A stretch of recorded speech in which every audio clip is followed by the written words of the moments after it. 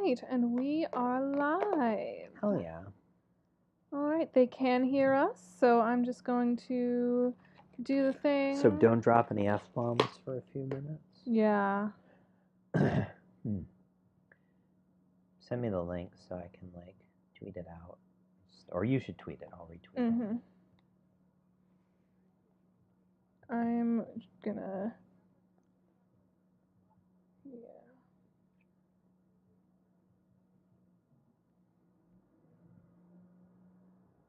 Do, do, do. Do, do, do, do, do. Looks like we have a viewer. Fuck yeah. That might have screwed up your monetization. Oh, no, that's an ad on my phone. Everyone ignore that sound.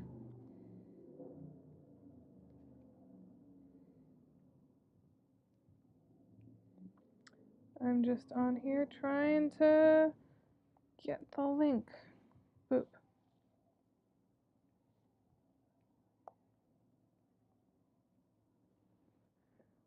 Ooh, who added me on Discord? Oh, Trent. Oh, Crow did. Crow? Hasn't Crow always... Oh.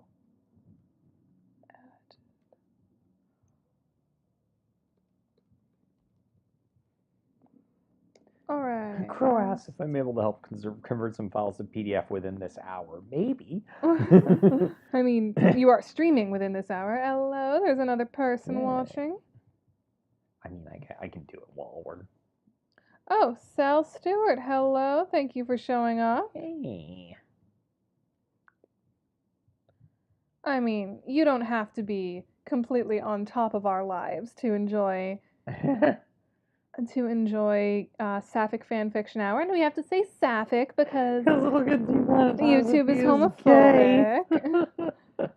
Hello, Miboukte Charlet. Thank you for showing up. I'm going to put this link in a few servers. Heck yeah.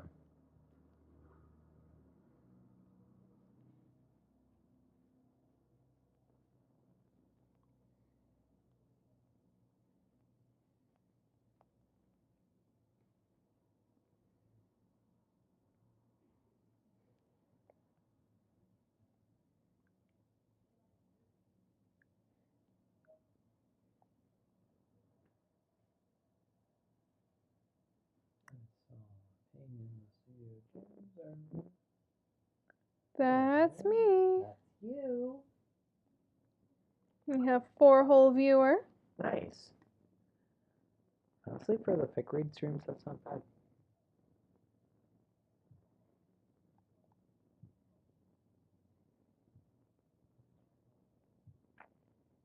Does my little fancy dance. Hello, and thank you for showing up, Fighting Mars.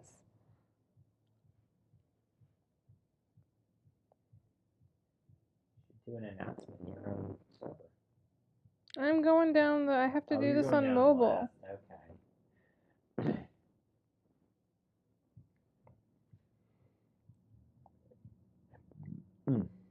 I never at people for streams. Should I start adding people for streams, or is that going to be annoying? Your server for streams, like. I always feel weird adding everyone, even in my own server. I mean, they're there as fans of you. Like, people can mute them. Oh, it says that your mic is a little messed up. Messed up in what way? You sound scrunkly, maybe? I don't know. Is this the same thing that was happened last time? Yeah. Oh, I hope there's not just something wrong with that mic. Give me a second. Let me check it. Well, actually, hold on. Let me try something.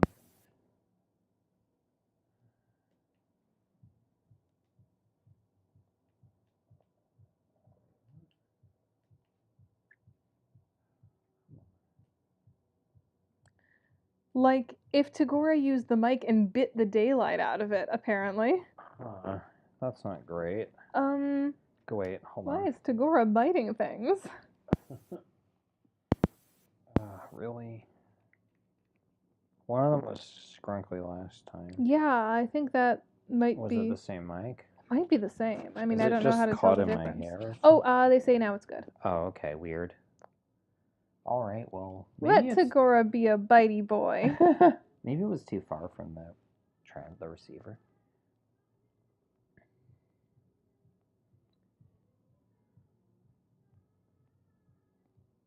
There you go, at.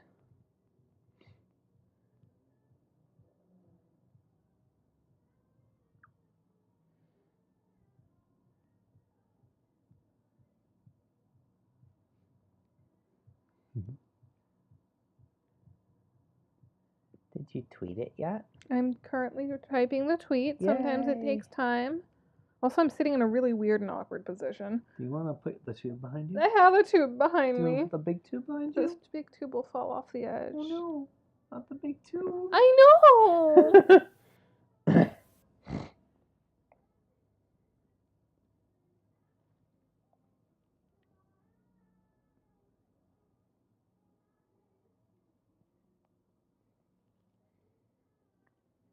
Hello, Ari. Thank you for showing up.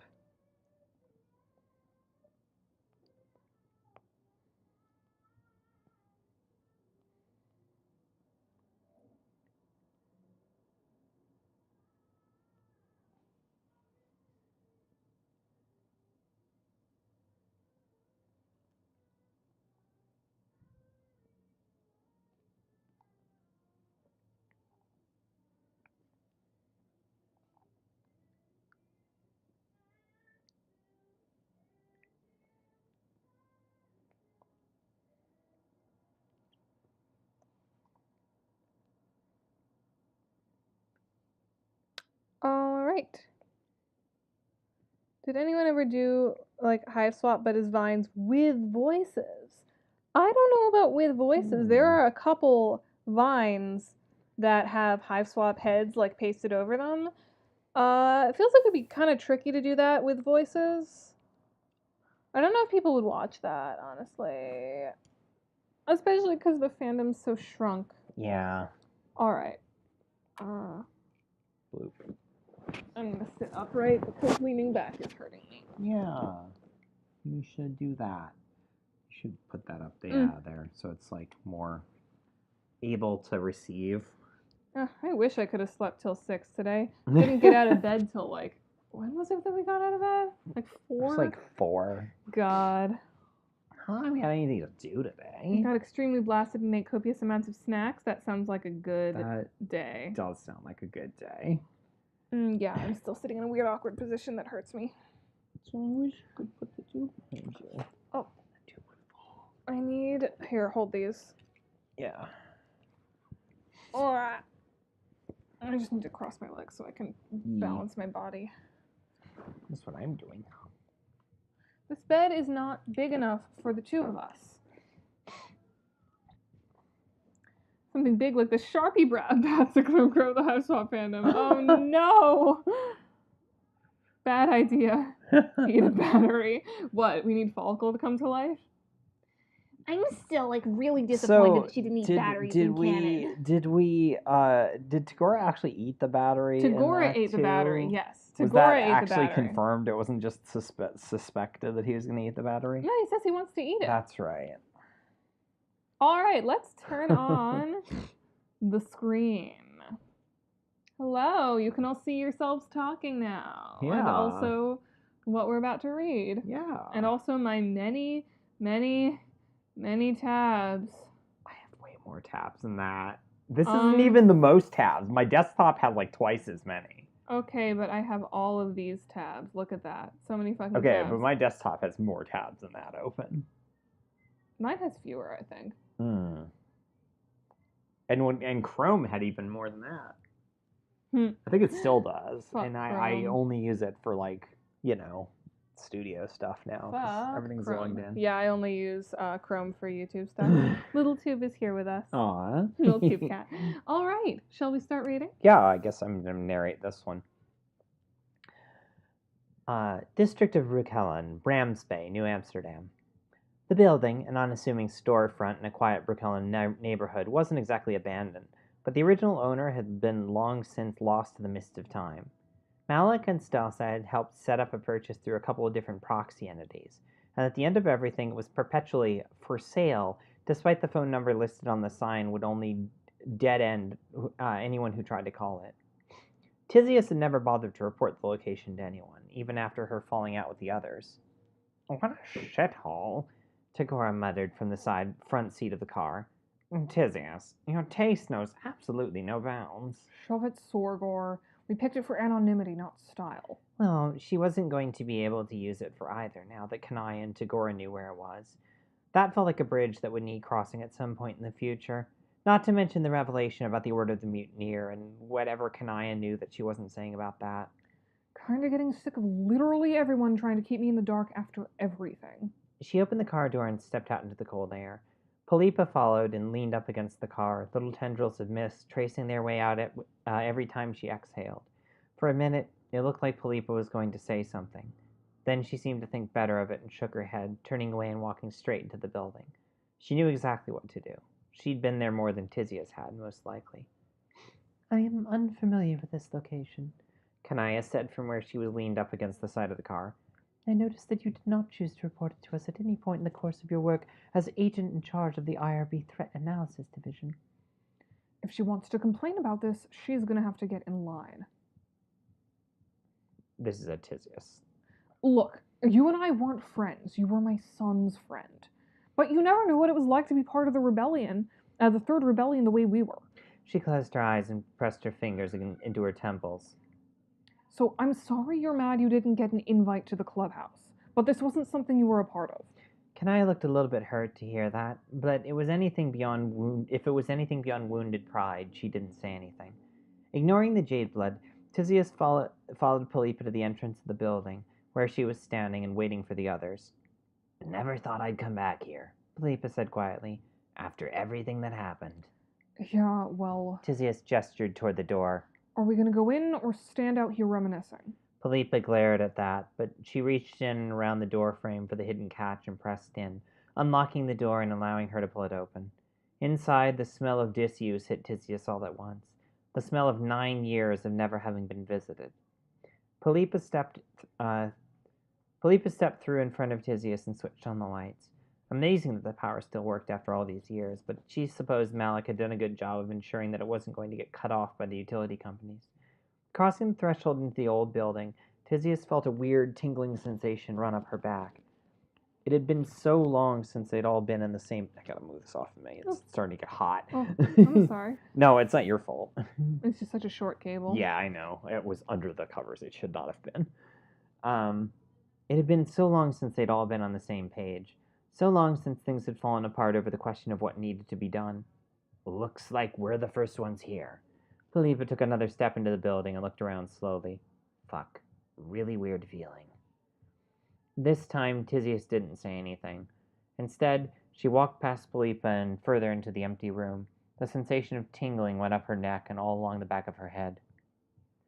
Tyzias looked down at the carpet, stained and faded with age. She didn't want to bring any of this up, but they'd spent a year meeting here in secret. Not even Karkat knew that she came here. Next to her, Stelsa reached out and took her hand gently. "It's fine, Zizi. They need to know what's going on." "We should wait for Malik to show up," Tyzias said quietly, but Stelsa was shaking her head. "No, they need to know what's going on. Stop putting this off." "Yeah." She nodded and exhaled quickly. Her breath felt thick in the early July humidity. "You all know about my visions. That's basically why we're here. The thing is, I'm not the only one." "The other teal, right?" Daria asked from where she was leaning up against the wall. "Terezi. She saw something too?" Tyzias nodded again without saying anything, and Daria slammed her fist against the wall. "Of fucking course. Why not? Let's make things even more difficult. You get this vision of fire raining from the sky and fuck." "I don't trust her," Polypa interrupted. She was standing off to one side next to Chixie. The two of them were holding hands. "You mind telling me why you don't trust her?" Tyzias asked, turning to face Polypa. "Because she's a fucking cop." Never trust a fucking cop. Also, I like the idea that a lot of gold blood foods are really sour and have a slight shocking nature. Oh, you mean like a D battery? Also Pop Rocks. Gold bloods eat Pop Rocks. Yeah, right. "You planning on standing there and staring at the wall?" Tagora's voice cut into her reverie. "Can I want to move the car around back, and your olive friend is exploring the building, which leaves you and me." Tyzias sighed and rolled her eyes. Yeah, I know. It's a dump, he said, but I suppose it has a certain quaint charm to it. He looked down at the carpet as if it were going to stick to his shoes. I suppose. What did you even do here? Tyzias began walking toward the end of the room, back toward the doors that led to the various back rooms where they'd used for planning, or to have somewhere to hide out if necessary. She adjusted the body armor around her waist. Why was she even still wearing it? Tagora had already taken his off and set it down by the floor. Seeing her fidgeting, Tagora laughed. No one's making you keep it on. It's not like we're going to get shot in here. Fuck off. Tyzias glared at him. But then she undid the strap around her midsection and lifted the body armor panels off her head, putting the whole rig down next to Tagora's by the door. It did feel a lot better not to be burdened with the plates. I'm gonna check the back rooms. You wanna come? Fucking feel free, I guess. Is that any way to talk to your cosmesis? Tagora asked, his voice lined with sarcasm. Yeah, pretty much. Tyzias sighed and closed her eyes slightly. That's... okay, yes. She's the current head of operations for Fairy's new... whatever it is. Imperial Regulatory Bureau. Polypa spat out, letting go of Trixie's hand and taking a step forward. That sounds normal to you? Because to me, it seems like her benevolence is taking some cues from old Alternia. She wanted to argue, to snap back that this was all wrong and Polypa was delusional. Thing was, she couldn't really do that in good faith. The IRB had concerned her too when it was formed. It had only taken Fefri a year to assert her claim as Empress of this new world, and she'd wasted no time in putting things into place to ensure the security of that claim. Whether or not you trust her, Terezi had the same kind of visions as I did, but there's something more to it, I think. From the side of the room, Trixie raised her voice. She's not telling you everything, is she? No, she's definitely not. But what choice did she have but to trust what Terezi said? Karkat had trusted her, and she'd already proven her commitment to making things right during their session. It doesn't matter. She's committed to making sure that Sugrub doesn't start again. Tyzias wished the words coming out of her mouth didn't feel so empty. There wasn't anything left in the back rooms. She checked each one, and the most that there was were the empty shelves where supplies had once been stored. Either Polypa and the rest had cleared the place out at some point, or someone had managed to break in and take everything. In the end, the specific reason didn't really matter if everything was gone one way or the other. The last room was basically just a closet. At one point, there'd been some storage in there, but it was all gone. Tyzias stepped inside, looked around the room, and slammed a fist up against the wall. Fuck. Why the fuck are we in this position in the first place? She leaned forward against the wall and grit her teeth. Because none of us could fucking work together. For what it's worth, I thought you made the right choice, Tagora said from behind her. They were being idealistic to the point of naivety. I'm no fan of Her Benevolence's new empire, but sometimes you need the resources of a global empire with certain disconnect between what it says it does and what it actually does. So just Alternia, but less honest about what it is? Tyzias sneered without looking back. Sounds fucking wonderful. Look, I didn't tell you what to do. You made that choice on your own, just like I did. Just like your Moirail did, or your mate spread. Or whatever the fuck you and Polypa are to each other. There was a bit of an edge to his voice. This time Tyzias turned and looked back at him. What do you mean by that? He shrugged and raised his eyebrows. No, nothing. I'm just saying, if you wanted to make this quadrant more interesting, you should have said something. Smoke fucking... bastards! Tyzias stormed out of the front door of the building, Stelsa trailing a few steps behind her. Zizi, what are you doing? She could hear the concern in her mate Sprit's voice, the need for her to be all right in the end. Why are you leaving? She stopped and turned back to Stelsa. She felt like she was going to start crying. I don't want to have to choose. Stelsa crossed the distance between them and took Tyzias' hand in hers. What do you mean, Zizi? They want to do things one way, but I do trust Terezi. But also I'm worried she's hiding something important from me. She won't talk to Karkat the way she used to. Her and Kanai have been spending a lot of time together. I think they're planning something. And I don't know if I like where this is going. Stelsa squeezed her hand softly. It'll be okay, Zizi. They'll all come around. We're all on the same side of this thing, right? I wish I knew, Stels. I really do. She shoved Tagora up against the door, slamming it closed and pressing him back. I am getting so fucking tired of your shit. He was grinning at her, the same wide shark smile he always had when he knew he was coming out on top of things. She wanted nothing more than to wipe it off his face one way or another. A flash of anger that was tempered with something else, something more fundamental and base. Oh, Tagora kept grinning. Are you? Because it seems like you're very willing to put up with me. Fuck you. She growled and took a step forward, her face getting closer to his stupid shit-eating grin. I already told you that it doesn't really seem like the time. He stopped and his smile changed, got a little bit less sarcastic and a lot more suggestive. Although, it does seem like we have some downtime right now. Maybe I can take you up on that offer. God. He was always like this, always ready with some stupid, snappy comeback to everything she said, a complete opposite to what Stelsa represented in her life. She was stability and comfort, and he was a volatile conglomeration of opportunism and bullshit. She had no idea. I like that line that I wrote. It is a good line. She had no idea how he and Stelsa had stayed Moirails for as long as they did. So, what are you doing here, ZZ? He raised an eyebrow. I hate when you call me that. Oh, I know. Without even thinking, she closed the gap and kissed him, pressed herself up against him and closed her eyes and kissed those stupid smug lips. It had been a while. Life kept getting in the way of this, but right now she needed an outlet, needed something that wasn't completely out of her control. He pressed back against her, and she grabbed one of his wrists and pinned it back against the door. Breaking away from the kiss, she opened her eyes and glared at him. You're a little shit. You know that? She sniffed. Don't know how anyone puts up with you. He laughed and tried to push forward again. Tyzias grabbed the other wrist and pushed back. It really had been too long. This felt like built-up pressure, a pent-up anger that wasn't directed at Tagora, but he was fine with being in the way for her to release it. Oh, I've got a certain very specific kind of appeal, Tagora said with a sly smile. You would know better than anyone else. Okay, that's it. Offer's open. She let his wrists go and wrapped her arms around the back of his head, grabbing his hair at the base of the roots, pulling his head back. She kissed him on the neck. Probably rough enough to leave a mark after, but she had long since crossed the point of giving a shit about decorum back when she was being shot at. He closed his eyes and groaned and pushed into her. And more than anything, in this singular moment, she needed this. I have a very important question for Yes. you. When did you write this?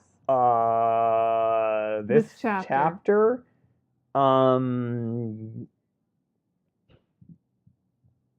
13 days after the 17th.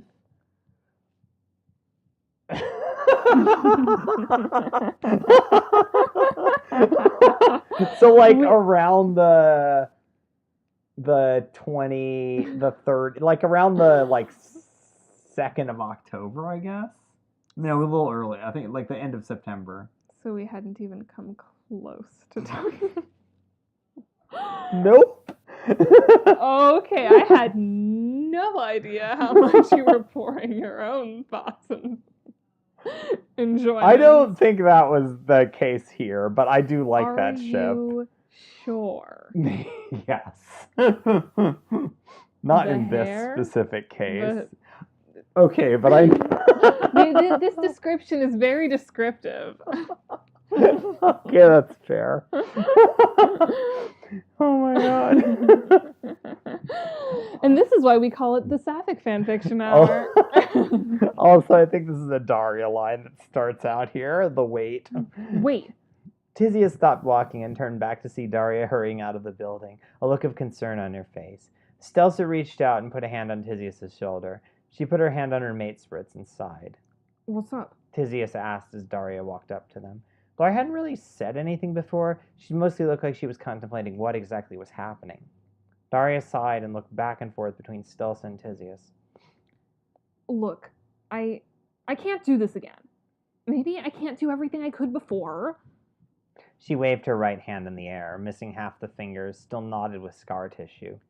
But you know I care about you. Yeah, Tyzias trailed off. I know. I'm guessing Tagora is going to be on board with whatever you two are doing. He never struck me as really being down with Polypa and Malik. Tyzias nodded.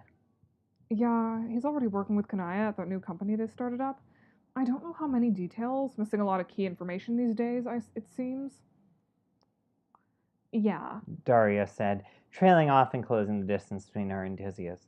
Softly, she wrapped her arms around Tyzias' waist and pulled her into an embrace. You've done so much for me. I owe you my life. The least I can do is help you out with this. I'm willing to put aside how unpleasant your kismesis is if it means stopping this thing. Tyzias sighed and leaned into the hug, closing her eyes and letting the feeling wash over her. It just feels like maybe we're making a mistake. Maybe. But what other choice do we have right now? She's right. I hate it more than anything, but she's right. Boop. Oh. The next chapter button is hidden. Ah! Boop. I guess you could just click on the window. Oh, I'm an idiot. No. I am big stupid dum dum. And you're gonna narrate this one, right? Chapter 14. Last quiet moment before the storm. This is Polypa talking, Yeah. though. Whatever they're doing in there, I don't want to know. Polypa finished poking around the old hideout in a few minutes and went to look for Tyzias. And while she couldn't visually confirm it, the noises coming from the back room with the closed door let her know that where both Tyzias and her kismesis probably were. Kanaya was still out, probably putting the car somewhere inconspicuous, and that left her by herself to stand in the front room and wonder how the hell things had ended up how they were. It was a familiar internal conversation, the constant back and forth of wondering and trying to accept things as they were rather than how they should be. She closed her eyes, and she drifted. What's that? Oh wait, that's just my fan. Yeah. She's getting loud and spicy. I'm gonna balance it on this to get it off the... Yeah, you should. Take that back artificially, you're not. What?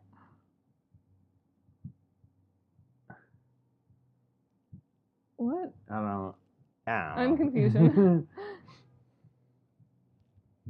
Why does it have to be you, though? Trixie sounded worried, because of course she did. She was propped up on one arm, across the bed from Polypa, covered up by a thick comforter that did a decent enough job of warding off the November chill. Hell, she looked worried, too. Polypa hated seeing it. We already did this before. Now we don't have to do it by ourselves. So, you agree with Tyzias? Polypa didn't like the snap in her voice when she spoke, but it was hard to keep out. Trixie closed her eyes and took a deep breath before she responded. No, you know how I feel. It hurts me just as much as it hurts you, but I see you taking this all on yourself now. It's going to burn you out, and... Trixie stopped and sighed. I love you. You know that, right? A long, silent pause. A too long pause. Yeah, I know. I love you too, Chicks. The words felt like ashen lies even as she spoke them. The promise of something that implied so much that she couldn't offer anymore. This matters to me. But I'm worried it doesn't matter as much as you fighting with Tyzias. No, that's ridiculous. But was it? She could feel the anger boiling all up around her. The idea that Tyzias was willing to support a version of what they'd all fought for. A version of what she'd... Polly? That wasn't something Chicks usually called her. Something that was reserved for when she was feeling particularly vulnerable and uncertain. I killed my own Moirail because of what we did. Don't worry, Chicks. She leaned towards Trixie, putting a hand on her blanket-shrouded hips in a way that she desperately hoped was comforting. This is what's important to me. Trixie smiled softly and looked into Polypa's eyes, a gaze that she'd gotten used to seeing over the years. Not something she would have expected in the past, but the bond that had grown up between them was so important to her. More important than fighting with Tyzias? Polypa didn't want to think about it. Polypa? She opened her eyes and she was facing that same gaze, tempered by time and worn out by the volume of unspoken words between them. Trixie stood in the front room of their old hideout, leaning up against the wall and looking concerned. Polypa, are you okay? Genuine concern in that voice. They weren't on bad terms, not by any measure, but everything always felt so oddly strained between them. Polypa knew the reason. So did Trixie. Not wanting to actually acknowledge the problem wasn't the same as not knowing it was there. I'm okay, Chicks. She stopped herself. You're not okay. You haven't been okay since you pulled the trigger on that prison ship. Trixie took a step closer. You're lying to me. She closed her eyes and waited a beat before she kept speaking. No, that's not fair. You're not lying to me. You were never lying to me. You're lying to yourself again. Polypa opened her mouth to respond, but it didn't feel worth it. What was the point when they both knew that Trixie was right? There was no one around to lie to. Trixie smiled, a smile that held so much melancholy, and looked around the room slowly. It's been so long since I've been here. Tyzias is here? What is that? Is that coming from outside? Or from over there? I think I can't tell. If you guys can hear, like, bass pounding, that's because my windows are like fucking they're like fucking tissue paper. You can hear everything from outside. It's like you're outside in my room. Where were we? Polypa nodded silently and walked to the window, trying to avoid Chixie's eyes as she stood and stared at the brilliantly cold morning. She wanted the others to show up so they could get started. Even if things had been strained between all of them, they'd all come together in their ultimate goal. Whether or not that was enough was still up in the air. It hadn't been before. Because I didn't trust Tyzias. But maybe that wasn't it. Polypa turned back to Chixie and met her eyes evenly. Hadn't her ex-matesprit always given her good advice? Hadn't they been close back then? Hadn't they stayed in each other's circles in spite of everything? Because it was me. I drove a wedge into something good because I couldn't just fucking talk to her. Can we talk? Chixie raised an eyebrow. Thought that's what we were doing. Is there something on your mind? Where's Tyzias? I think fucking her pitchmate in the back. Chixie laughed. Are you joking? Oh shit, you're not. She covered her mouth with her hands and flushed a little bit bronze. Now? Why? Polypa shrugged. No idea. Stress relief. They got to that specific kind of pissed off at each other. I don't know. Never really all that interested in pitch stuff. Chixie took another step towards her. She was close enough to put a hand on Polypa's arm now. Okay, so what is it you wanted to talk about? Sorry, that's me. I'm having a shindig. Your bass is so loud that I'm hearing it all the way in New York. You don't have to do this. Chixie stood and watched her putting on her clothes, pulling jeans on and slipping on a t-shirt before looking around the small apartment they shared for the leather holster that held her not strictly legal pistol. Chixie was still in her underwear. What had been a lazy afternoon sitting in bed had turned into a heated discussion about trust and the schism inside the revolutionary crew. That had turned into Polypa getting up in a huff and looking for her gun. What are you going to do? Chixie's voice was pleading, hurt. All you need to do is stay here. We'll figure out how to handle this without anyone else getting hurt. Doesn't matter. She didn't want to stay there with Chixie.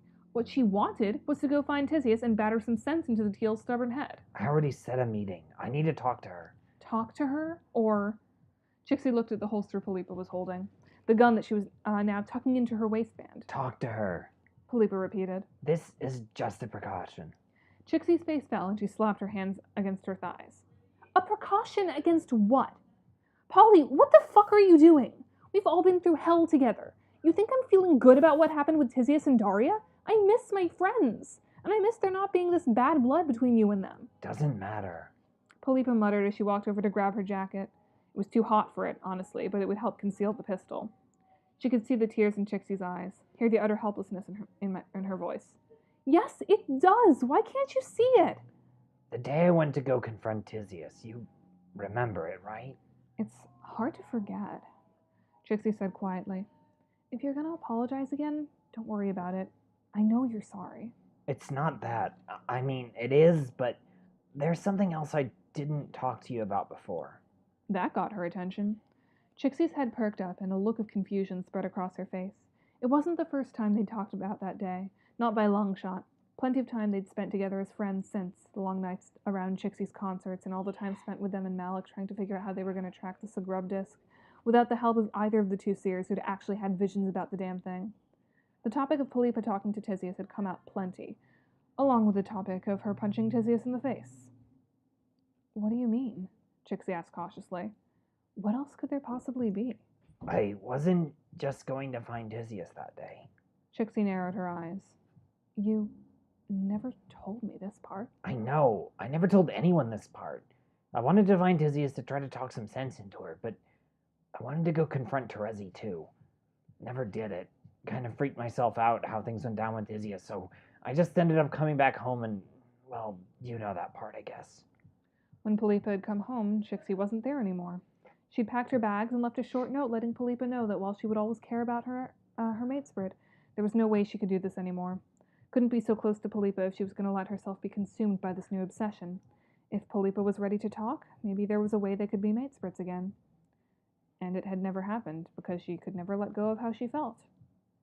Excuse me? You were going to go find the IRB director of operations with a loaded gun and... what? Polypa sighed. I don't know, Chix. I didn't trust her. I still don't trust her, but I hated them both so much. The ones who got to be comfortable inside of the system while the rest of us all suffered. She wasn't expecting what happened next, for Trixie to lean in and press her lips to her cheek. Trixie drew back slowly, her face a strange mix of sadness and concern. I understand. That's what I've been telling you all along. Maybe Tyzias and Daria don't have the same perspective, but I do. Polypa could feel the burn of tears in her eyes. She scrunched her face up and frowned, trying desperately not to break down crying in front of Trixie. What would it matter, though? As if Trixie hadn't seen her at her absolute worst. I know. So, why don't you tell me what was bothering you so much back then you'd want to do all that? She paused and reached out to take Polypa's hand. The real reason. That whole vision thing, the ones that Terezi and Tyzias both got. I don't think Terezi was telling us everything about hers. You saw how she changed after it, right? And yeah, Tyzias did too, but... Polypa swallowed hard and grit her teeth. She couldn't believe she was about to open her mouth and actually say this. But I think that Tyzias was actually trying to do the right thing, even if it was misguided. But Terezi? That felt like something else. I can't quite put my finger on it. Never could figure it out, but she's got something else going on.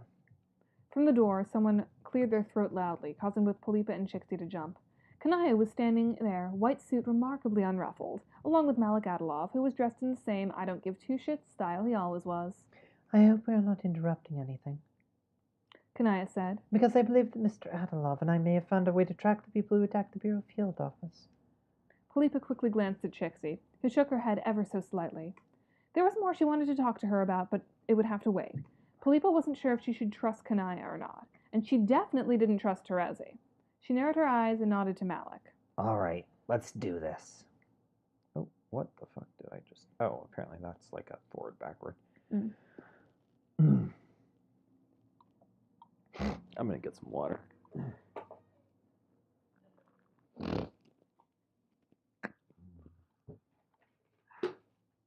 By the way, I might as well remind you all, so between now and March 15th, I am in the process of gathering donations for my musical Maka, which is being put on March 15th. Yeah. If you are so inclined to donate some money, YouTube super chats are always open, and also my Ko-fi is always open, etc., etc. But also, if you go in the description, you will find a link to the Maka GoFundMe. And also, if you haven't been keeping up with Maka, I've posted a few of the songs in my on my channel. So if you want to see what's in progress when it comes to things I'm writing that aren't Homestuck related, you should check that out. And yeah, toss us a couple bucks, because every penny counts. Give Anna money Yeah! for her musical, which Give is going to me be really cool. money so you can see a show. Oh my god. Except the show's in New York City, so if you're not near the city, you probably won't be able to see it. Unless you want to come to the city and see it. Yay. Chapter 15, Narragansett Field. What is that based off of? That is based on, so this is out near Montauk Point, the Narragansett area. There's like Narragansett State Park and everything. There is I don't remember if I based this on an actual airfield. I think it's just based on like an area. Okay. It's near Montauk Point. It's out on Long Island. Yeah, all the geography in these stories is like pretty. It's actually like accurate to the New York area. Mm-hmm. I need to stretch my legs out. Yeah, that's what I'm doing. Oh, baby, too, you are a squishy too. Well, you certainly had a lot of pent-up feelings. Tagora finished buttoning up his shirt and glanced over at Tyzias, who flushed teal. It's not good to let yourself get so emotionally repressed. You should talk to your mate Sprit and your Moirail about that. Tyzias glared, pulling over on the last of her own clothing. Yeah, well, I do talk to them about it. More than you. Ouch, Tagora grinned. It's up to you anyway. You want to blend your quadrants a little bit? I'm not the one to stop you. Good to know that he was, at the end of the day, still insufferable. Tyzias tucked her shirt into the top of her pants, then thought better of it and pulled it out. Why bother, after all? She was about to say something else to him, something witty about where he could stick his quadrants, but a sharp knock on the door interrupted her, and the familiar voice of her Moirail sounded through the thin wood. Oh yeah, that's I guess this is Daria. You two all done? Jonaya and Malik have something to show everyone. Tyzias groaned and leaned up against the wall next to the door. At least she hadn't interrupted anything, but the implications about how much noise they'd been making weren't exactly fantastic. Okay, we're coming. This Yeah, fucking line. I know. A snort of laughter from the other side of the door, followed by the sound of footsteps receding. Tyzias turned back to Tagora, who raised an eyebrow. Okay, Sorgor, let's find out how deep in the shit we are. Kanaya had set her laptop up on a low counter that wrapped around one side of the main room, right next to her submachine gun. Good to know she was prepared for any eventuality, even if Tyzias desperately hoped she wouldn't need it. Malik had a laptop set up as well, and the whole scene had a weirdly familiar feeling to it. The feeling of another point in time, at the same location, as they all tried to figure out how they were going to deal with a threat that felt both more existentially relevant and more distant with each passing day. I love yucky nasty. I love how upset we end up making the chat whenever we make Tyzias and Tagora fuck. In this fic they're like 40, right? Yeah, they're like in their 40s. They're like not just consenting adults, but they're middle-aged consenting adults. They are allowed to fuck in a clubhouse. They don't age like normal, like their aging is basically arrested, but they're still like 40. Old people? Everybody's not that old. It's really not. Jonaya's almost 40. I'm almost 40. It was too easy to get caught up in the minutiae of day-to-day existence, in those ultimately pointless questions that kept popping up. What was she going to have to do at work? How were her quadrants holding up? What was she going to eat for lunch? All the time, the same problem kept looming larger and larger in the background. She'd had that vision, and she knew what was coming. She had seen fire raining down on this very city, and she wasn't sure if any of them could stop it. This has better be good. I don't need to explain how we're already coming from behind on this. That was Agent in Charge, Tyzias ended talking. She'd managed to regain her momentum, and she was damn well going to capitalize on it. Malik looked up from where he was typing on the laptop and nodded to her. Jonaya and I were talking. I think we might have a lead on the dudes that attacked MGI. He didn't seem overly annoyed with the idea of having to work with Jonaya, in spite of their past differences of opinion. Malik tended to have a practical view towards these kind of things. He knew as well as she did that they needed to combine their resources, and that was a lesson that other people could stand to learn. Tyzias glanced across the room where Polypa and Trixie were standing in the corner, talking to each other in low voices. They were standing considerably closer than she expected, leaning into the point where their foreheads basically touched. Tyzias shrugged and looked back over at Malik. Okay, so what's going on? Jonaya was the one who responded, her tone sharp, straight to business. The team that attacked my offices approached via air. They used at least 4 separate helicopters to insert both on the roof and at street level. That was news to her. She'd figured that they had probably just driven up in a van. In hindsight, explained how they were able to attack so quickly. Jonaya tapped her screen. There is a distressing lack of information regarding the order itself, but what their actual capabilities are. But between myself and Malik, we were able to discover a series of flight logs. Of course, the destination and origin data is almost certainly fake. According to the logs, these were 4 IRB helicopters out of Makara Memorial Field. Tyzias was starting to see how the order was making its way around. They created a plausible enough story that no one looked twice at it. Makara Memorial was an airfield that had a lot of Imperial traffic. It wasn't outside the realm of possibility that the IRB would be flying out of there. And once the helicopters were in the air, no one would look too closely, as long as they didn't fly over Imperial restricted space. Okay, I get how they pulled it off. My question is, where the fuck did they actually come from? Tyzias was trying to keep the anxiety out of her voice, but it was hard to avoid. I'm guessing it's not that far away. That kind of ruse isn't going to hold up when they start crossing territory boundaries and pinging Imperial radar arrays. Quite right. Mouth is getting all floppy. Quite People right. in the background so excited for Fanfiction Hour. That is Rhea and Jesse. They are having a fun time in the living room. Quite right, Jonaya said. Malik was the one who figured that out. She gestured to the cerulean, who blushed and grinned. Not the hardest thing, Tizzy, he said under his breath. Just ran a few algorithms that worked off some comm pings we got off the choppers when they were coming in. Traced that back to a likely port of origin based on the aircraft data provided in the logs, which is probably not faked, since deviating too much would get them shot down by Imperial Air Defense. So we got 4 medium transport helicopters heading straight back down the island. He turned the laptop around and showed Tyzias a map with a series of red lines all over it, all of them converging into a single location. She squinted and asked the question that had been on her mind since this conversation had started. Where were they actually coming from? Malik tapped a spot all the way on the end of the island. Narragansett Field. It's a decommissioned Northern Territory airfield. Hasn't been active for 20 years. So it predated the Empire by a good decade. That was interesting.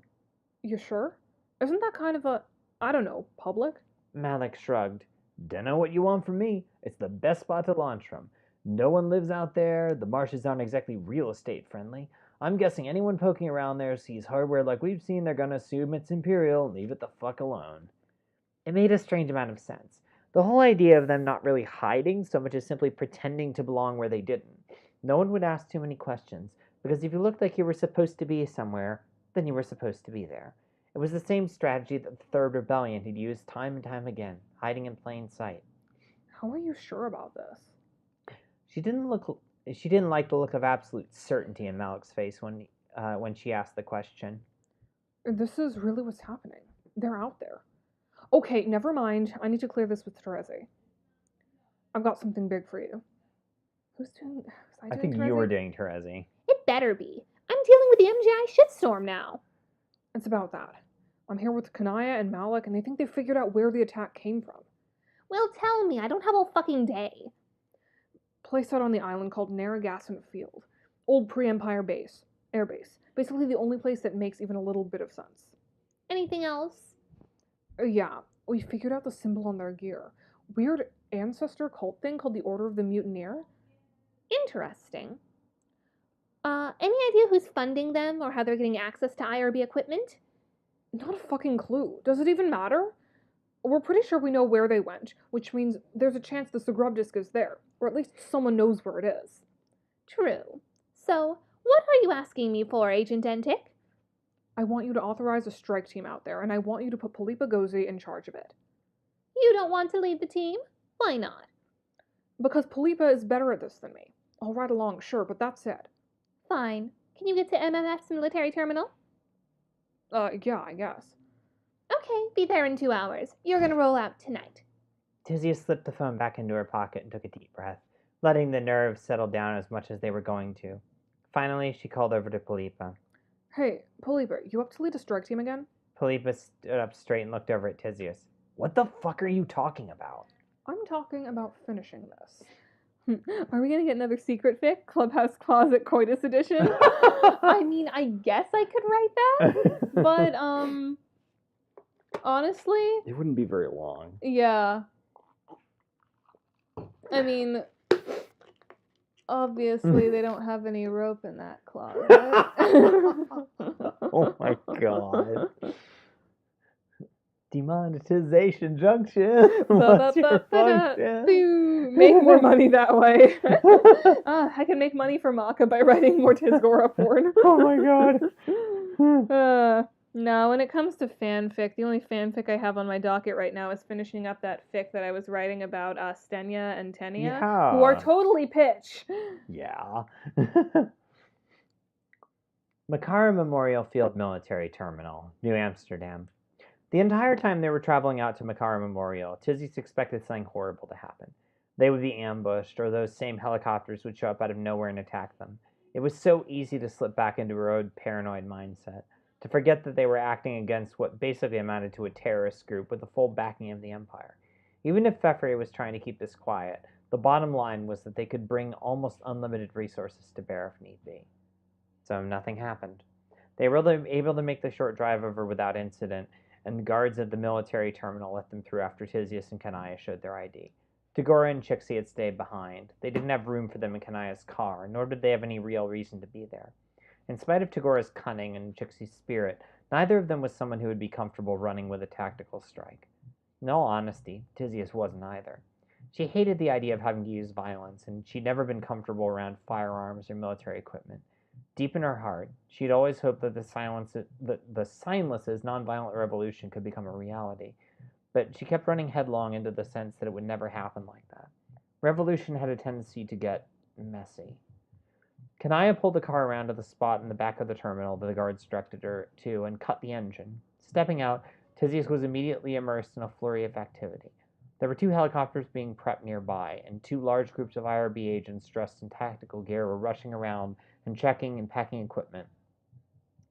Tyzias walked toward the helicopters, marveling at how quickly Terezi had put all this together. This is Skyla, by the way. Ma'am, good to see you again. A familiar voice from behind her. Tyzias turned and her eyes widened. Skyla? The bronze blade grinned and walked up to clap Tyzias on the shoulder. It's been a minute, huh? Skyla's voice was as full of good humor as always. She had a certain knack for staying positive, even under the worst circumstances. You've been busy. Agent in charge and all that? Tyzias laughed nervously. Speak for yourself. It's been kind of rough lately. That took the smile off Skyla's face. She nodded solemnly. I know. I was set to command the response teams before I got pulled for this.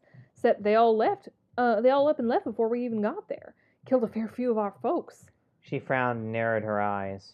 Director asked me and Condell to lead the 2 fire teams here. Said Polypa's going to be in charge.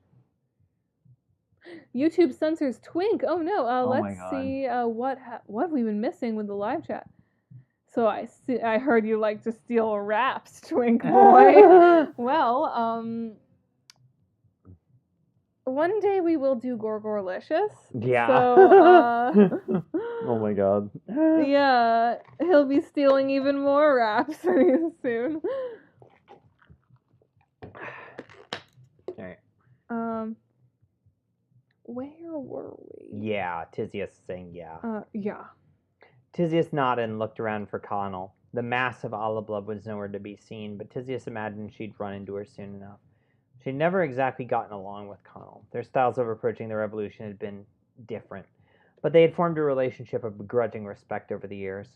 Anyway, Skyla continued. You go get yourself geared up and go grab something to eat. They got a setup in the hangar. Take a nap, too. It's gonna be a few hours.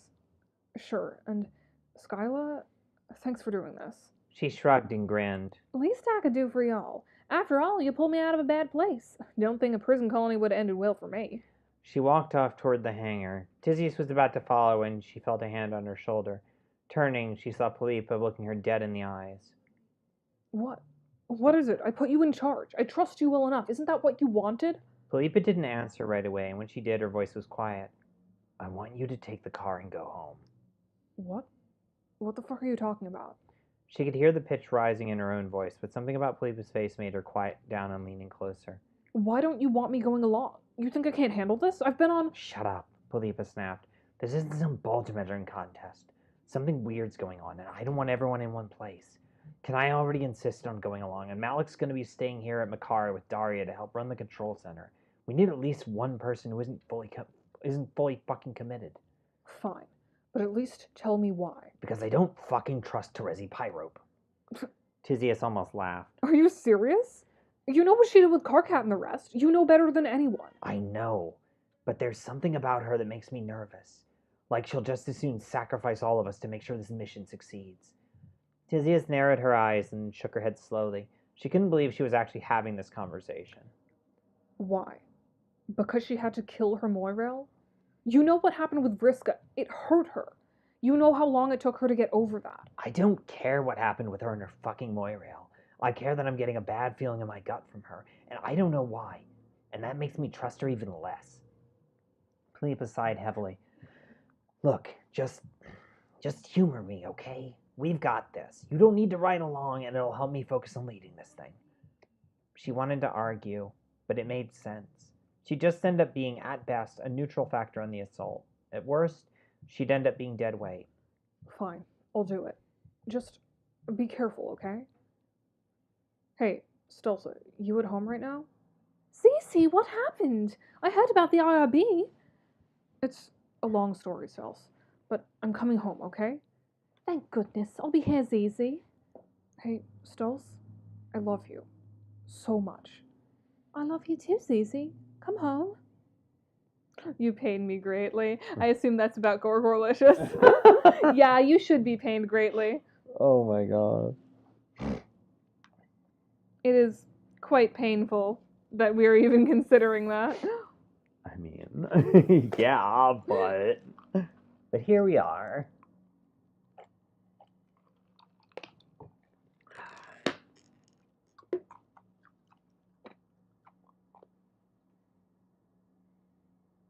What? Has been anything interesting going on? Oh, we only have 2 viewers. Oh no, everyone's left.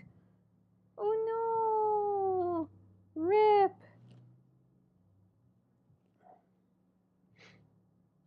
These gay fanfiction streams don't actually get us the most views ever. I mean, yeah. They're just lots of fun. They are fun.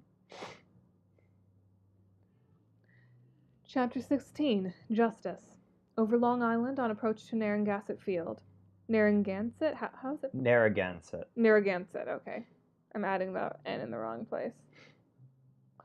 Below the helicopter, the form of the Long Island countryside sped by, obscured by shadows of the full dark, the nighttime that settled heavy once you moved outside the ring of light that New Amsterdam and its suburbs cast.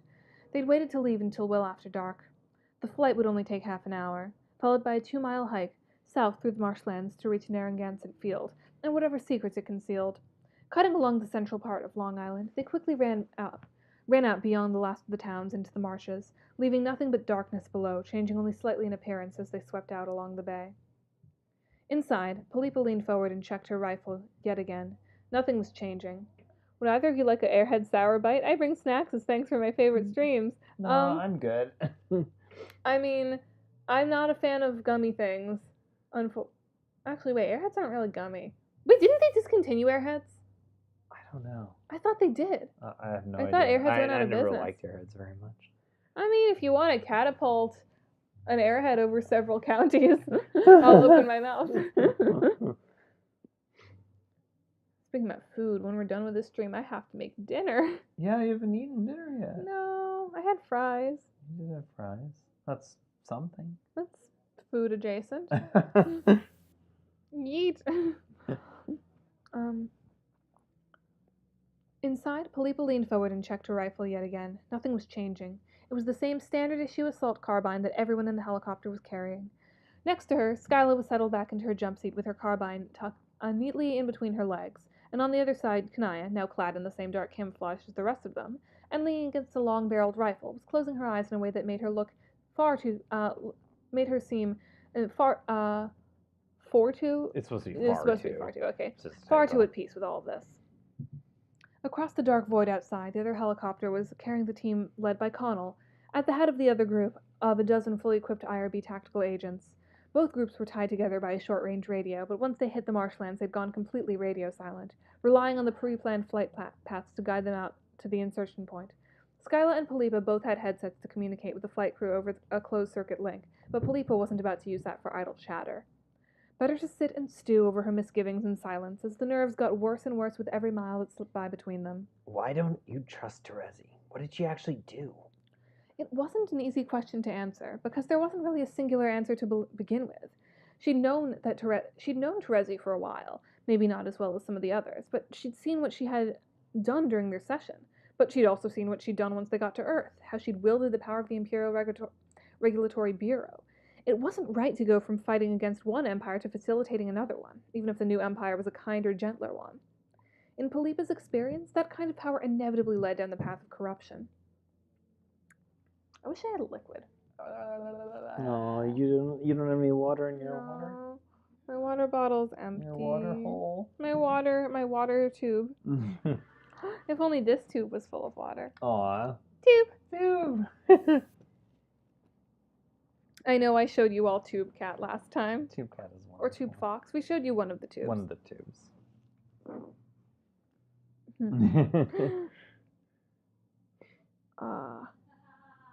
It would be a question for another day, probably, once they retrieved the Sagrub disc from the Order and destroyed it. That would hopefully fulfill all the visions that Terezi and Tyzias had seen and leave them being able to address the more nuanced issues of how to actually handle making the world a better place. The fairy had been willing to allow the power of the IRB to creep up in order to avoid a scenario that would end up killing everyone, but what were they going to do once that scenario was no longer a threat? Polypa didn't think that Terezi would just give up power that easily. It was a cynical thought to have, but she'd seen that kind of person before. Well-intentioned, maybe, but ultimately they facilitated the same cycles of violence that any other Imperial pawn did. Polypa closed her eyes tightly and furrowed her brow. Maybe there was a chance she could actually get a few minutes rest. Malik and Kanaya had been working for a while on whatever it was they were trying to do to track the group that had attacked the IRB field office. In the corner of the abandoned building's front room, Trixie and Polypa sat on a slightly damp floor and talked in low voices.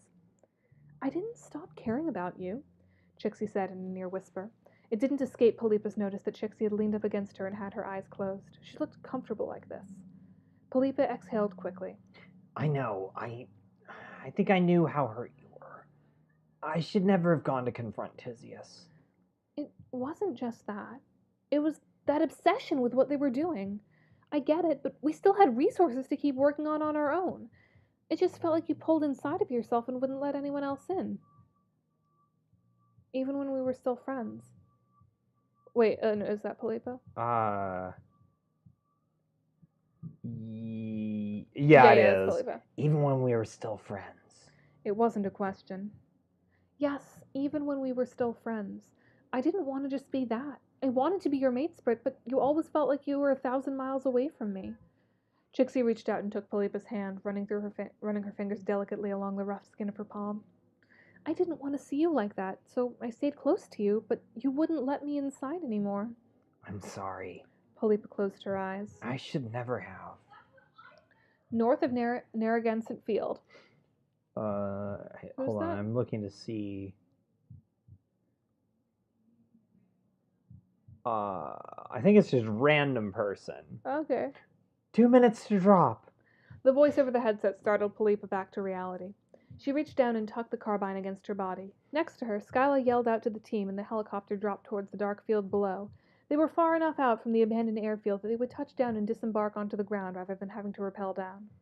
Polypa pulled the headset off and set it on the hangar behind her, leaning forward in her jump seat and getting ready for the moment where the ground came to touch the wheels of the helicopter. It came with a muffled jolt, and she unbuckled herself from the jump seat. "Let's fucking go!" Skyla called out, already up and towards the door. Polychick's callous versus baby soft hands dynamic real. Well, that's kind of our hands dynamic. A little bit, yeah. Yeah, your hands aren't as rough as they were when you first moved here. No, because I don't do making crossbows anymore. Oh, is that why your hands were all scratchy? Ah. Yeah, and that from tracks. shooting them. Yeah, you don't have any more crossbow calluses. Yeah. And my hands are baby soft because I don't use them for anything. She stepped onto the soft, marshy grass that was being mercilessly pressed down by the wash of the rotors. Stalking through the tall grass, she pushed ahead until she reached where Skyla was crouched down, waiting. Behind her, Kanaya trailed along, followed by the other 9 members of the team. They crouched together in the darkness. Phone. Huh? Thought I heard a buzzing, but I don't know where my phone is. I think my foot is touching it. So, like, over here. Oh. Is that your kids? No, it wasn't anything. I guess it wasn't my phone. Okay. I just wanted to make sure. All right, sorry. They crouched together in the darkness and waited. 5 minutes later, the helicopters pulled back and wheeled around to head over the ocean and return to Makara Memorial by a different route than they arrived. As the sound of the rotors receded into the distance, Polypa felt the presence of the marshland settle in again. The sounds of the insects and frogs rising up in the wake of the disturbance they'd just experienced. It was dark, but every member of the assault team was Alternian. Mine got scratchy for a while at Walmart, but they're back to soft, and it freaks people out when I touch them. Yeah, retail does that. My hands were pretty rough when I worked at Jonaya and Fabrics. Just from opening all the boxes, like, that dried the fuck out of my hands. Also, I couldn't keep my nails painted because they just chipped all over everything. Fuck retail. Yeah. Naturally better equipped to see in the dark than most humans. Having had a half hour to adjust to the darkness, Polypa could see fairly well under the cold light of the half-full moon. The other assault team was nearby and moving toward them slowly, headed up by the imposing bulk of Connell Alkama. My team's all here. Thank you for taking Connell. Yeah. She hurts my voice. Connell said in a low voice. We good to go weapons hot. Polypa nodded, and the whispered order quickly filtered around the group, of 24 IRB agents. The noise of rounds being chambered echoed out and was quickly lost in the night. We'll be heading in straight through the marsh and approaching from the north. Oh, sorry. Body just needed to yawn. Polypa whispered to Skyla and Connell. Kanaya will provide overwatch, and we'll make our assault on the airfield, assuming there's anything there to assault. Got it, Skyla replied. Connell just nodded briskly. Once more, the order was passed quietly around, through the group, and they began to walk into the dark expanse of the marsh, toward the abandoned Narragansett Field Air Base. A half hour later, they were standing on a low hill that overlooked Narragansett Field, with the two teams spread out by about 100 yards. There was no doubt in Polypa's mind that something was going on. A series of lights had been set up all along the old runway, illuminating series of temporary buildings. Further back, away from the lights, sat 4 transport helicopters. Looks like the intel was right. Polypa whispered to Skyla. Time to put a stop to this. She thumbed the transmit button on the encrypted radio she wore on her gear and spoke into the microphone. Connell, take your team and approach. Skyla will take half ours and back you up. I'll stay here to provide overwatch with Kanaya. You got it.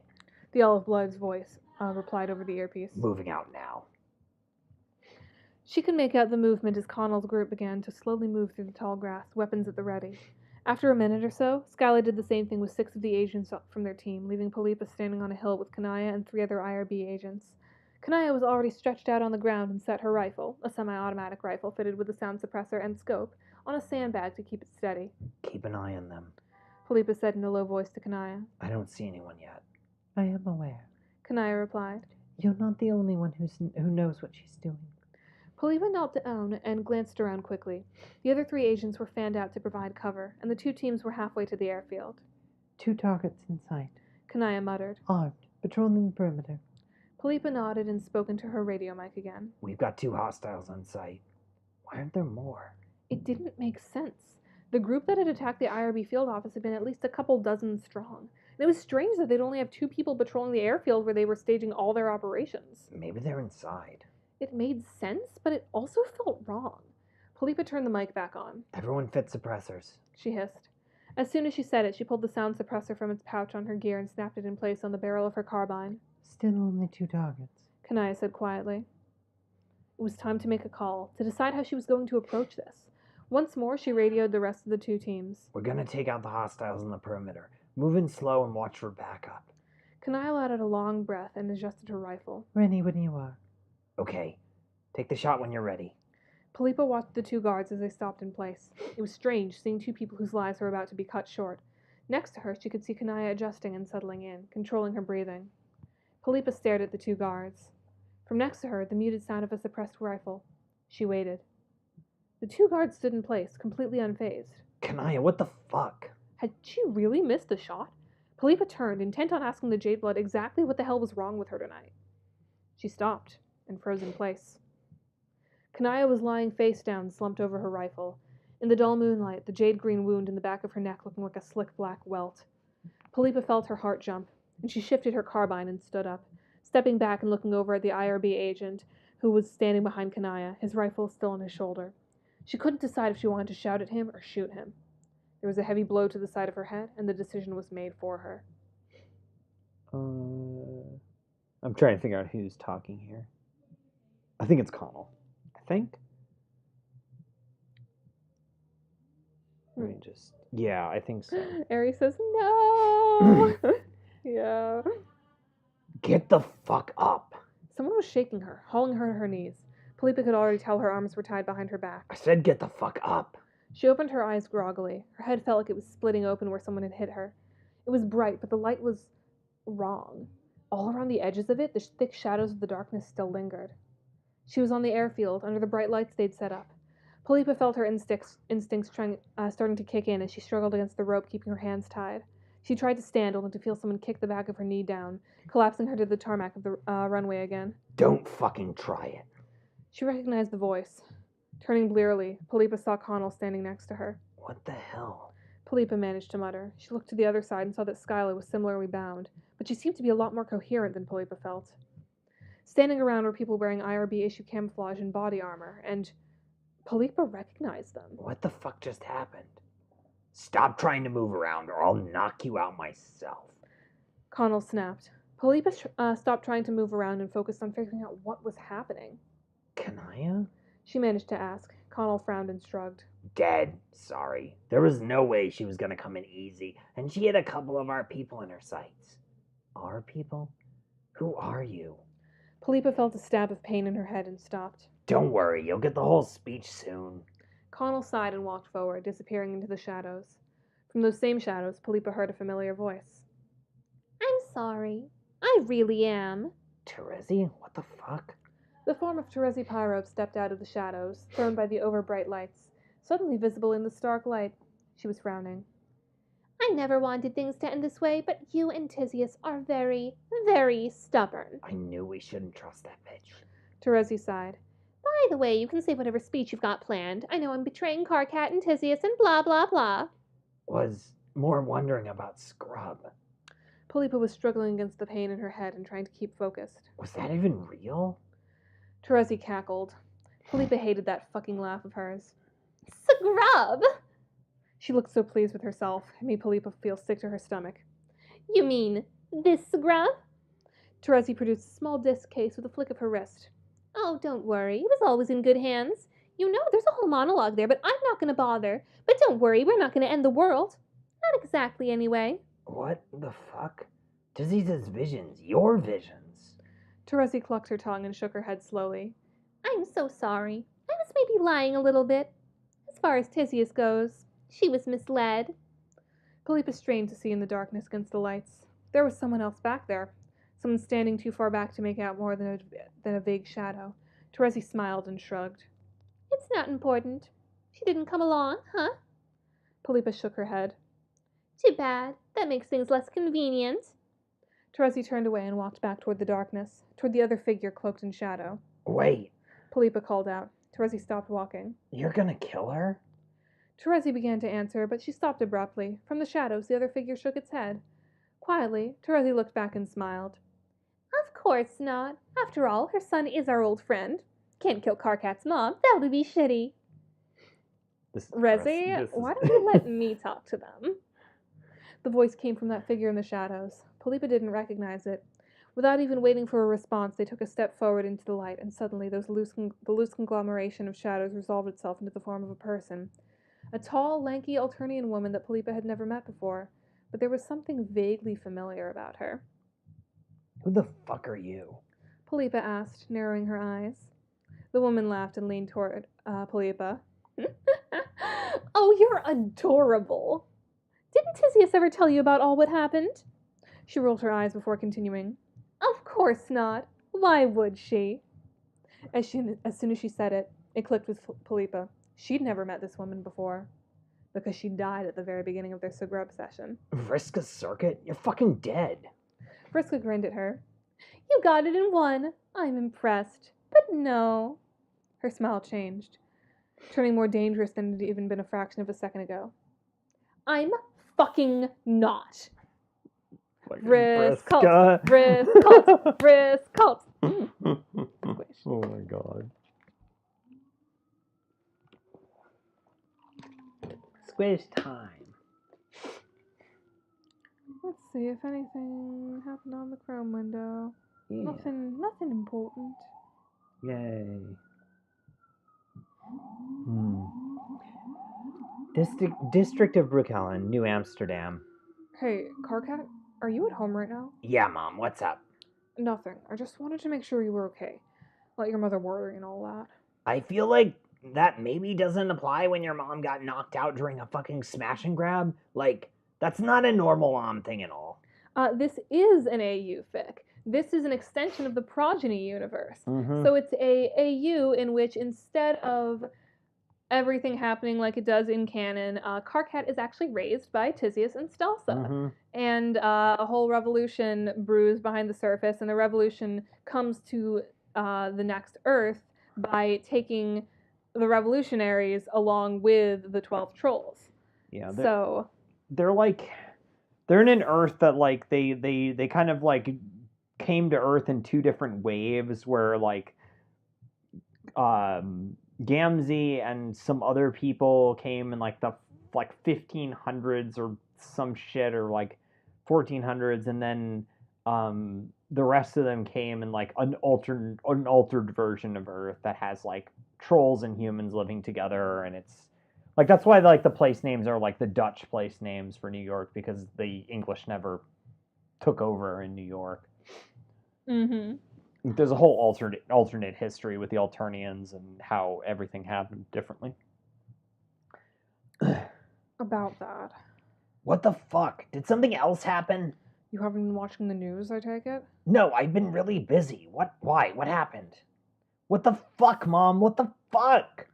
I need you to stay at home, okay? What about you? What about other Mom? Are you gonna be okay? Seriously, what the fuck? This is bad.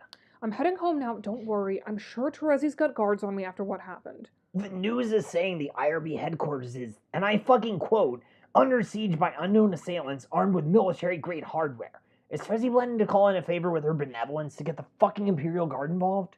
It's fine, Carcat. I'm gonna stay with your other mom, okay?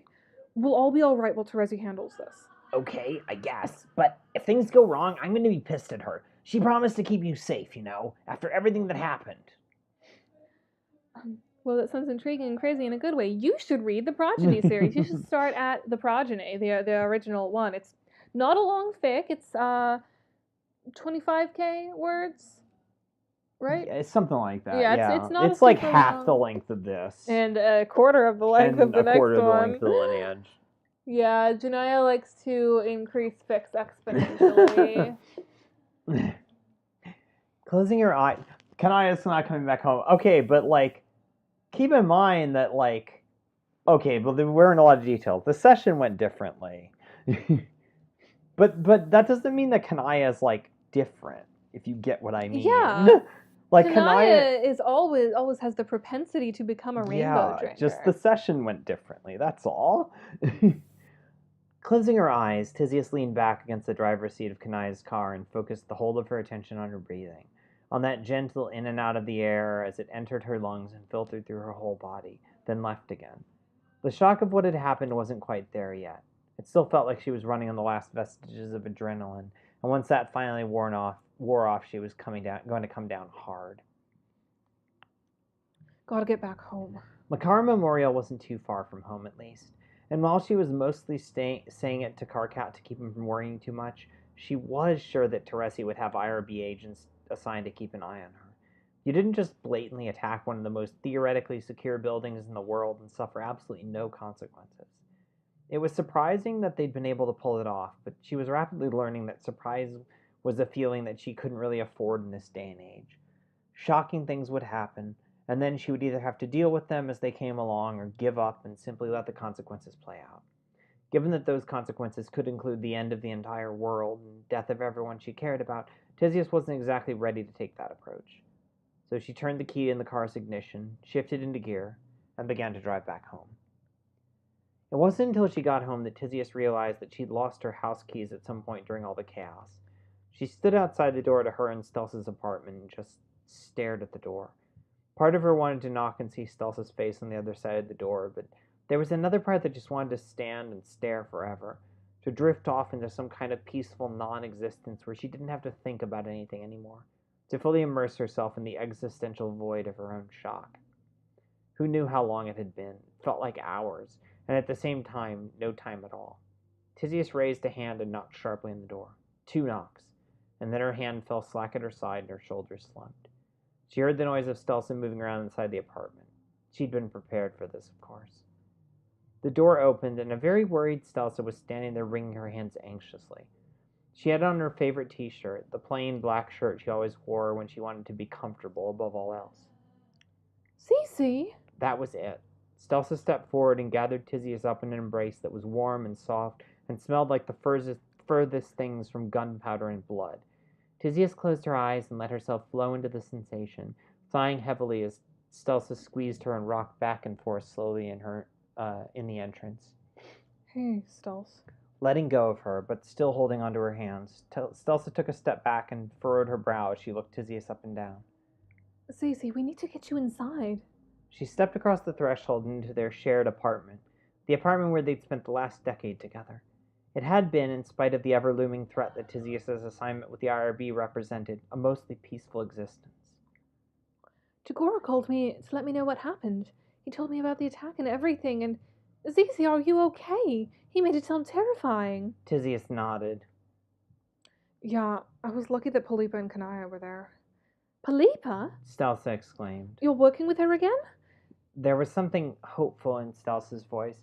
Tyzias knew she'd always felt bad that things turned out so bad between Tyzias and Polypa, that the former comrades in arms had ended up so bitter towards each other. Yeah, Look, Stelsa, I can't do this right now. I'm so sorry, but I just need to lie down for a bit. I know. Zizi, just come sit down for a minute on the couch. She wasn't sure how long she drifted off for, but when she woke up, it was to the sound of running water from the bathroom.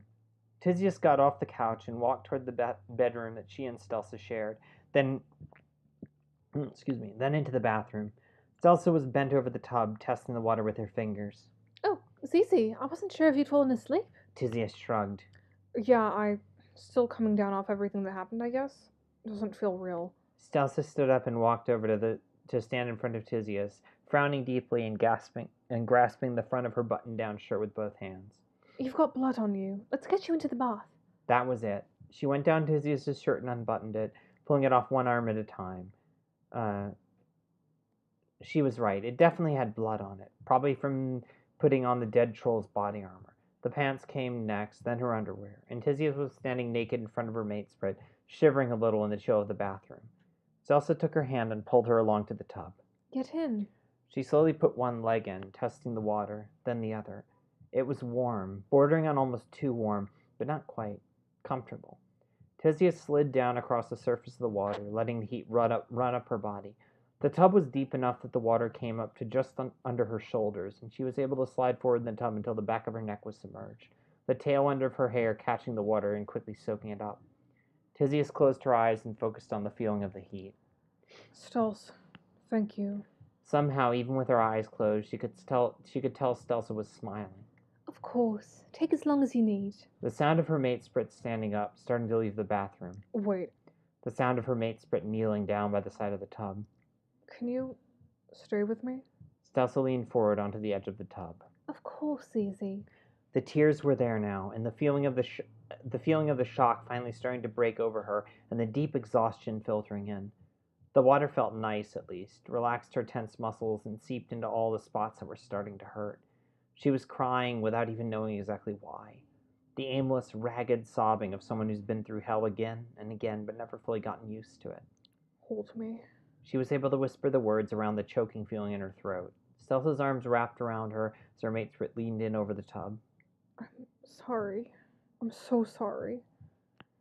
It's okay. Stelsa said quietly. You didn't do anything wrong. I'm sorry. Another choked sob. Why was she even apologizing? She had no idea. The feeling that she had to apologize wouldn't go away. For what? For not seeing exactly how everything would play out? She and Teresi both. Neither of them had been able to see how things would happen, and now they were both working with what they'd been dealt. She could feel Stelsa leaning over, and the soft pressure of her mate Sprit's lips on hers. A long, lingering kiss. A kiss that contained all of the love and comfort that had defined their relationship for so long. If we're immortal now, then stay with me forever. Something silly she'd said once, what felt like 2 lifetimes ago. The first thought she'd had when she realized that their involvement in Scrub had fundamentally changed both of them. It was stupid. The kind of thing a wriggler that was too invested in romantic dramas would say. She didn't care, and neither had Stelsa. It was dark outside when she woke up again, and Tyzias realized that the strike team was already on its way to Narragansett Field, or they'd already arrived there. It was hard to tell in the dim half-light of the nearby lamp what the actual time was. She propped herself up in the bed. She was still naked, of course. She hadn't actually put clothes on since she'd been in the bath. Stelsa was next to her, snoring slightly and muttering in her sleep. The memory of them being together trickled back slowly, a warm feeling in the back of her mind. Tyzias smiled and reached out to run a hand along the exposed skin of her mate Sprit's back. It didn't make things all right, but it had helped to feel a little bit better to reaffirm the connection that she had with her mate Sprit. Something had woken her up, had jarred her out of the half-sleep that she drifted into after she and Stelsa had finished making love. It wasn't clear, but the phone on the dresser buzzed softly. Her phone. Tyzias had slid her legs over the side of the bed and leaned forward to grab the phone. Hey, we need to talk, like, ASAP. Branya just showed up at my place and she isn't doing great. Keeps talking about, I don't know, she's not making any sense. Says she's got something big but won't tell anyone else. Okay, she's calmed down a little bit. Keeps talking about what happened to Lanera. Won't stop crying. She's not doing okay. She's saying she wants to lie down. Saying she doesn't feel safe. I'm gonna take her back to my place. Okay, we're back at my place and she's still saying she'll only talk to you. But I'm her Moirail didn't really help much. Also, did you ask them to put agents on my house? I mean, I appreciate it after everything, but I would have liked if you'd asked first. Branya's taking a nap now. Something is really fucking with her. Please let me know when you get these messages. We need to talk. Meet me at the Founding Memorial in 2 hours.